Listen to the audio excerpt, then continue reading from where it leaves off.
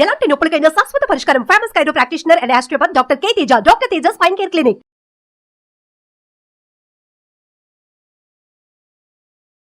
Hi hello నమస్తే, welcome back to our channel. ఈ రోజు మనతో ఉన్నారు విశ్వం విజయ్ గారు. సార్తో మాట్లాడదాం. నమస్కారం సార్. హాయ్ నరసింహ గారు. Hi sir. Fine, thank you so much.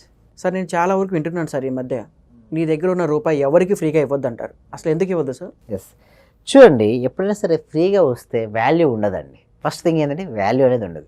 అందుకోసమే ఫ్రీగా ఎవరికి వేరాల్సిన అవసరం లేదు. వర్క్ మీరు చేస్తే ఇవ్వచ్చు అండి, అంటే పని జరిగితే ఇవ్వచ్చు. అందుకు దీన్ని ఏమంటారండి, అభద్రాదానం కూడా అంటారు. అంటే ఫ్రీగా ఇస్తే ఏమవుతుందంటే అక్కడ లేజీగా తయారైపోతుందండి. అంటే సమాజంలో ఏమవుతుందంటే బద్ధకం వాయిదా వేసే మనసు వస్తుంది, పని చేయరండి, ఎవరు కూడా పని చేయరు. సో మీరు అడగచ్చు, సార్ ఫ్రీగా ఉన్న మనకు అతనికి ఉన్నారు కదా సార్, వారికి ఏది ఇవ్వచ్చు అంటే మీరు ఇవ్వచ్చు, అంటే అన్నదానం చేసుకోవచ్చు. బట్ ఎప్పుడైతే మీరు మనీ ఇస్తున్నారో అక్కడ పని జరుగుతూనే ఇవ్వండి. ఎక్కువ పని జరగనందుకు మీరు మనీ ఇచ్చారనుకోండి, అక్కడ బద్ధకం ఏర్పడుతుంది. అసలు ఏది జరగదండి. నిజం చెప్పాలంటే సమాజం ముందుకు వెళ్ళాలంటే మనీ అవసరం అండి. ధనం మూలం ఇదం జగత్. ఎవరైనా చూడండి, సృష్టి మొత్తం యావత్ సృష్టి జరుగుతుంది కంటిన్యూస్గా అంటే దాని యొక్క మనీ ప్రభావం అండి. మనీ ఎవరైనా వర్క్ ఎంప్లాయీస్ శాలరీ ఇస్తారు, వర్క్ పని చేస్తుంటారు, అక్కడ పని జరుగుతుంది, వీడు శాలరీ ఇస్తుంది. సో ఇట్లా సిస్టమ్ ఉంటే పర్వాలేదండి. బట్ ఈ సిస్టమ్ లేకుండా ఫ్రీగా ఇస్తుంటే మాత్రం వాళ్ళు అలవాటు పడుతుంటారు. లాస్ట్కి ఏమవుద్ది, అసలు ఏది ఉండదు, గ్రోత్ అనేది ఆగిపోద్ది. అందుకోసమే ఎప్పుడు కూడా ఏంటంటే మనీ అనేది ఫ్రీగా ఇవ్వకూడదు.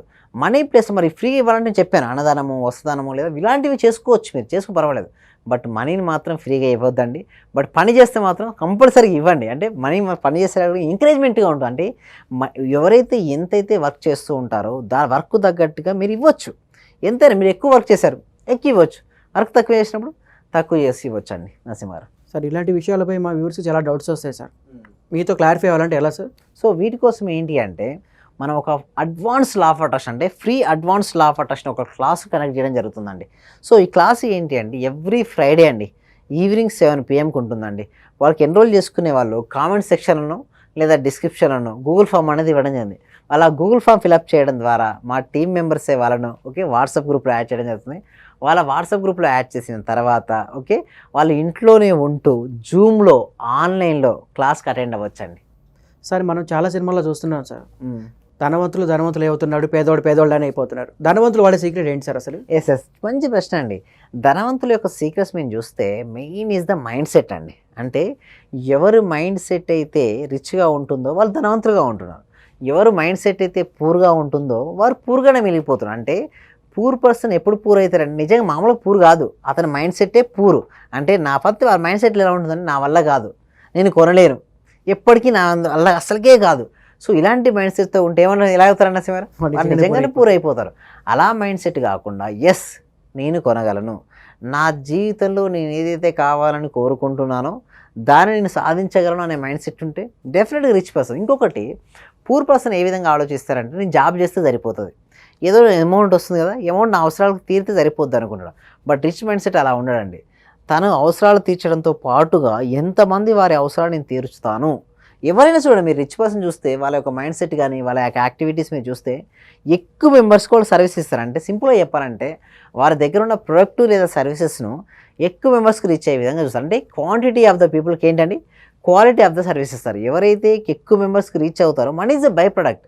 మీరు ఏదైనా ప్రొడక్ట్ చేయండి, ఏదైనా సర్వీసెస్ ఇవ్వండి, ఎక్కువ మెంబర్స్కి అది రీచ్ అవ్వాలి. ఎక్కువ మెంబర్స్కి రీచ్ అయినప్పుడే మనీ అనేది మన జీవితం. ఇంకొకటి సీక్రెట్స్ అన్నారు, ఒక ధనవంతుల యొక్క సీక్రెట్స్ ఎప్పుడు మౌనంగా సైలెన్స్గా ఉంటారు. చూడండి, ఏ రిచ్ పర్సన్ మీరు చూస్తే ఎక్కువ మాట్లాడరు, ఎక్కువ పదే మాట్లాడరు అన్న ఏం లూజ్ అవుతుందండి, ఎనర్జీ లూజ్ అవుతుంది.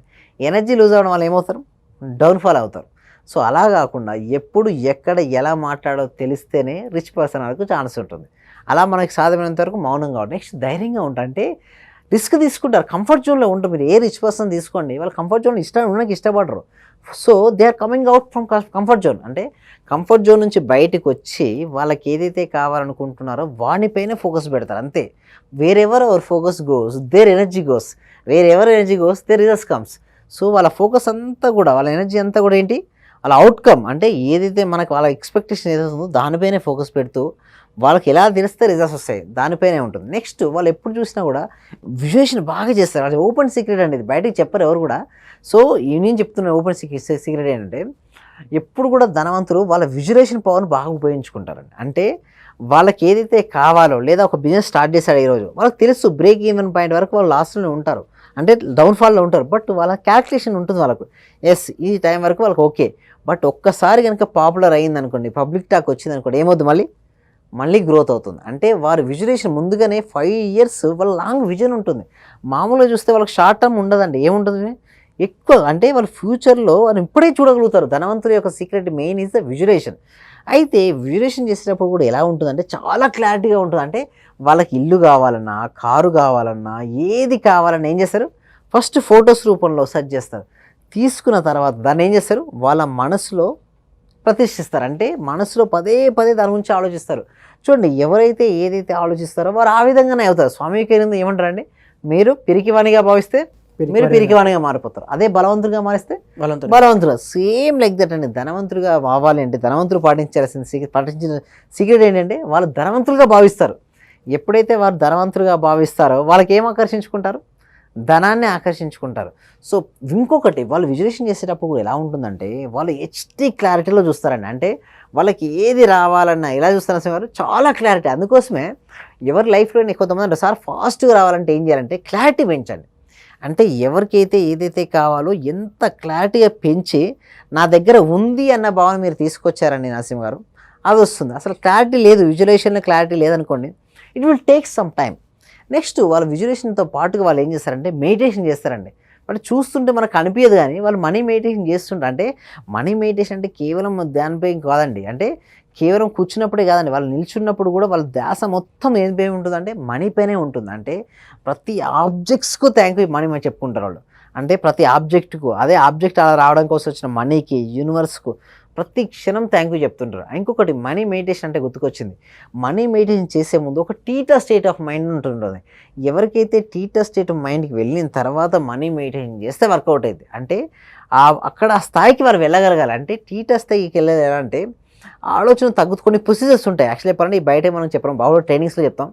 సో మామూలుగా ఆ స్టెప్స్ కనుక ఫాలో అయితే ఆ టీటా స్టేట్కి వెళ్ళిపోతాడు. ఆ టీటా స్టేట్ నుంచి వాళ్ళు ఏదైతే వాళ్ళు విజువలైజేషన్ చేస్తారో అవన్నీ వాళ్ళు ఆకర్షించుకుంటారు. అంటే ఎందుకంటే అది డీప్ పీస్ఫుల్నెస్గా ఉంటారండి. ఎప్పుడైతే ఎవరైతే ఆ పీస్ఫుల్నెస్ మైండ్తో ఉంటారో ఏదైనా ఆకర్షించుకుంటారు. నెక్స్ట్ అఫర్మేషన్స్ చేసేటప్పుడు కూడా పర్ఫెక్ట్గా ఉంటుంది. అఫర్మేషన్స్ ఆల్రెడీ నా దగ్గర ఉంది అన్న భావనతో రాస్తారు. అందులో గ్రాటిట్యూడ్ ఉంటుంది, విశ్వం ఉంటుంది. ఎవరైతే ఈ విధంగా అంటే విజువలైజేషన్ చేస్తుంటారో, మెడిటేషన్ చేస్తారు, అఫర్మేషన్ చేస్తుంటారు. కొంతమంది అంటారు సార్ కొంతమంది చూడండి వీళ్ళు ఏం చేయలేదు మరి ఎందుకు వస్తాయి అంటే వాళ్ళు హ్యాపీగా ఫీల్ అవుతారు. అంటే లోపల ఎప్పుడు హ్యాపీగా గ్రాటిట్యూడ్తో ఉన్నారనుకోండి ఇవన్నీ అవసరం లేదు. బట్ ఎవరికైతే ఇవన్నీ లేవో కంపల్సరీ చేయాలండి. కొంతమంది ధనవంతులు ఏంటంటే చెప్పరు బయటికి, బట్ ఈ సీక్రెట్స్ అన్నీ ఫాలో అవుతారు. అంటే మనీ పైన వాళ్ళ ఫోకస్ ఎక్కువగా ఉంటుంది. ఫోకస్ ఎక్కువగా ఉండడం వల్ల వాళ్ళు ఆకర్షించుకుంటారు. విజువలైజేషన్ క్లారిటీ కూడా అంటే వాళ్ళు 5 years or 10 years పెట్టుకుంటారు, షార్ట్ టర్మ్ పెట్టుకోరు, అలా పెట్టుకుంటే. నెక్స్ట్ అఫర్మేషన్స్ కూడా ఏంటి, వాళ్ళ దగ్గర నాకు వచ్చింది, నా దగ్గర ఉంది అనే భావనతోనే రాస్తుంటారు, పదే పదే స్మరిస్తుంటారు. కొంతమంది కొంతమంది ధనవంతులు ఏం పాటించారు, పైన ఒక సీక్రెట్ ఉంటుంది ఏంటి, ఎప్పుడు స్మైల్తో ఉంటారు, ఎప్పుడు ఆనందంగా ఉంటూ నా దగ్గర ఆల్రెడీ అంతా నా దగ్గర ఉన్నాయి అనే భావనతో ఉంటారు. బట్ అలా ఉంటే మాత్రం డెఫినెట్గా రిచ్ పర్సన్ కాగలుగుతారు. నరసింహ గారు thank you so much sir. Thank you so much. Thanks.